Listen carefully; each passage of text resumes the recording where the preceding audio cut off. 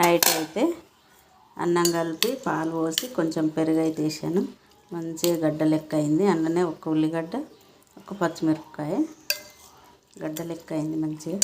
ఇంతకుముందేమో మట్టి దాంట్లో వేసాను, ఇప్పుడైతే స్టీల్ దాంట్లో వేసాను. సేమ్ అట్లనే దాని లెక్కనే తోడుకుంది. ఈ ఉల్లిగడ్డ ఫ్లేవర్ అంతా అన్నంలోకి దిగి అన్నం అనేది మంచి టేస్ట్ వస్తుంది అన్నట్టు. ఇట్లా ఎండాకాలం వెళ్ళ వేసుకొని తింటే చలువ అన్నట్టు.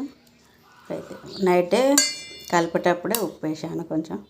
ఇప్పుడైతే టేస్ట్ చేద్దాం.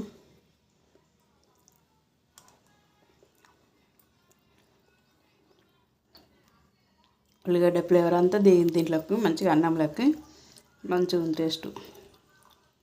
ఓకేనా మరి.